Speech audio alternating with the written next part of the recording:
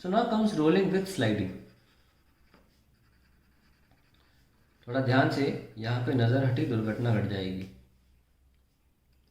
अब इसमें दो केस हो सकते हैं।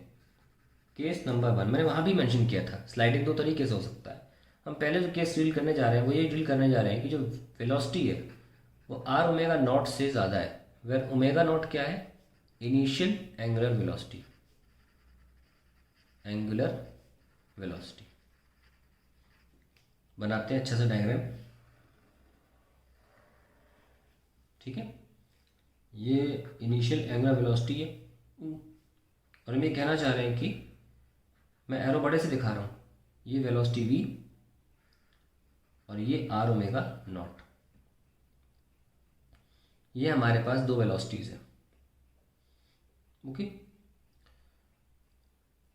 नाउ क्या होगा, slide since v is greater than r omega naught, hence the body slides in forward direction and the kinetic friction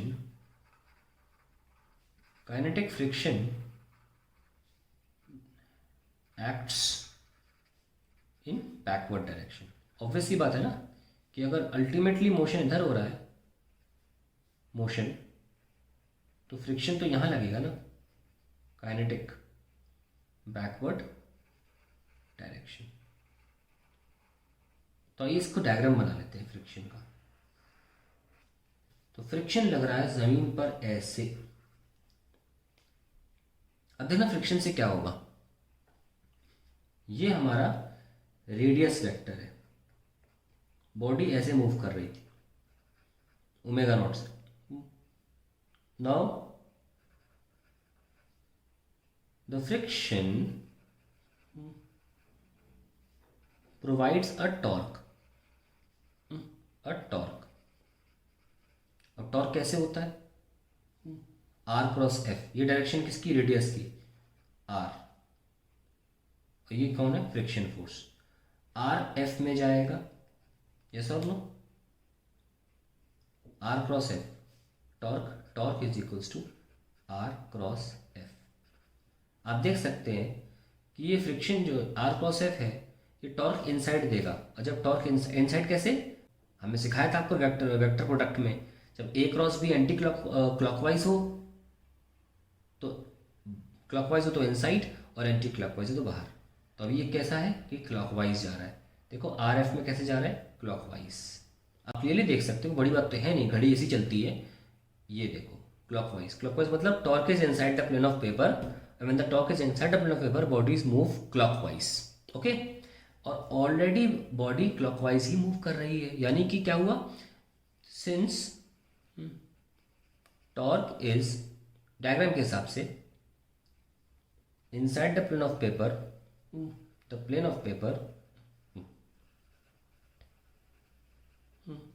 the body moves in clockwise direction and hence increases angular velocity, yes or no। अब देखिए आगे से मैंने अभी तो समझा दिया कि टॉर्क क्योंकि inside the plane of paper है, क्योंकि आर क्रॉस एफ दिख रहा है, इसलिए बॉडी क्लॉकवाइज घूमेगी। अगली बार से मैं इस तरह से नहीं बोलूंगा, अगली बार से कैसे बोलूंगा, जैसा ही आर क्रॉस एफ का डायरेक्शन होगा वैसे ही बॉडी मूव करेगी, बस सिंपल। अगर आर क्रॉस एफ ऐसे है, ऐसे दिख रहा है ना ऐसे, तो बॉडी भी ऐसे ही मूव करेगी। हम सिंपली बोलेंगे अननेसेसरली इनसाइड द पेपर की वजह से बॉडी क्लॉकवाइज मूव करेगी, ये लाइन हम काट देंगे अगली बार, क्योंकि अंडरस्टूड है। So whenever r cross f is like this, I will be saying that body इसी एरो के डायरेक्शन में ही मूव करेगी, ये हमेशा होता है, ठीक है, ध्यान रखना इस बात का। अगर एरो क्लॉकवाइज है तो बॉडी भी क्लॉकवाइज मूव करती है, एरो एंटी क्लॉकवाइज है तो बॉडी भी एंटी क्लॉकवाइज मूव करती है। एनीवेज, क्योंकि इस टॉर्क की वजह से एक एडिशनल वेलोसिटी आएगी तो ओमेगा नॉट बढ़ने लग जाएगा, ठीक है, इंक्रीज इन एंगुलर वेलोसिटी। तो होगा क्या,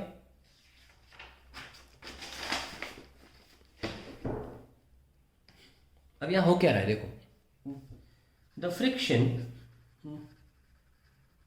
on one hand decreases V by acting in opposite direction,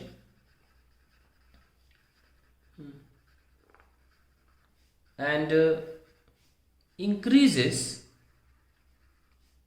omega naught to say omega, and hence r omega naught to से आर ओमेगा, मतलब ओमेगा नॉट को ओमेगा तक बढ़ा देता है torque due to the friction.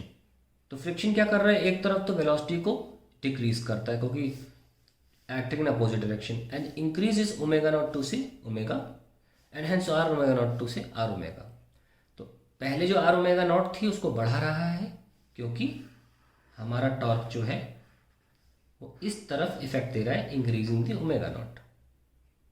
यानी क्या सीखा हमने, द टॉर्क, ये लाइन इंपॉर्टेंट है, इस लाइन को इन्वर्ट कॉमर्स में लिखें, the torque due to friction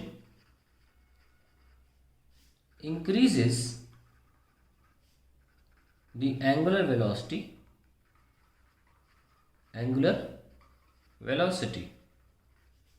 to omega naught from omega naught to omega। Yes और नो? अब देखना क्या होगा, ये कब तक हो सकता है। The friction decreases v and increases r omega naught to r omega at some point of time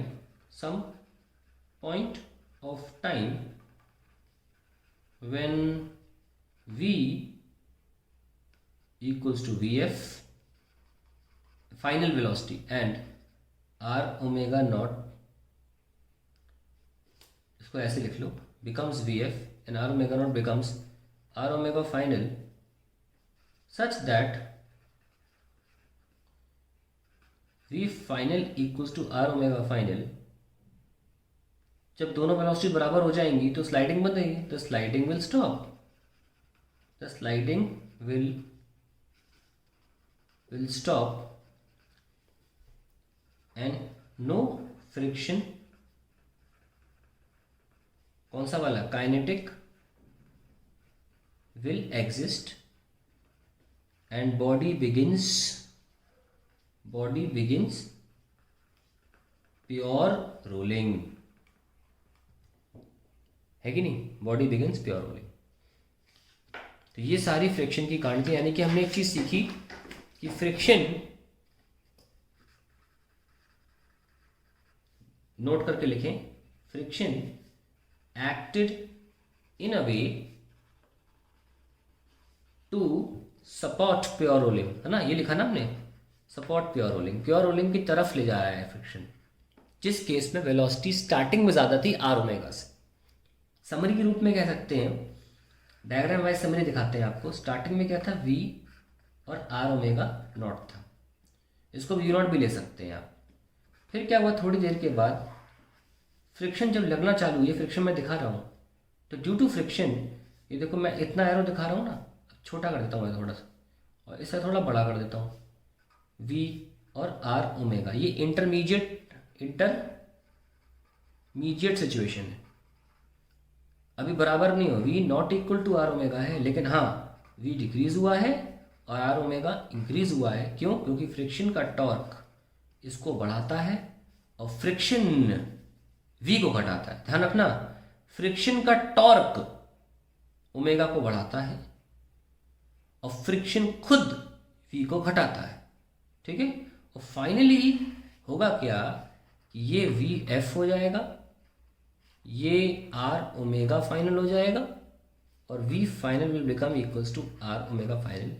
इस वक्त फ्रिक्शन काइनेटिक फ्रिक्शन जीरो हो जाएगा और sliding will no longer take place, and क्या एक और पॉइंट रह गया है। हाँ, pure rolling begins. Pure rolling. I hope ये जो पिक्टोरियल रिप्रेजेंटेशन है इससे सारी समरी क्लियर हो गई होगी। अब हम केस 2 करेंगे अगले वीडियो में।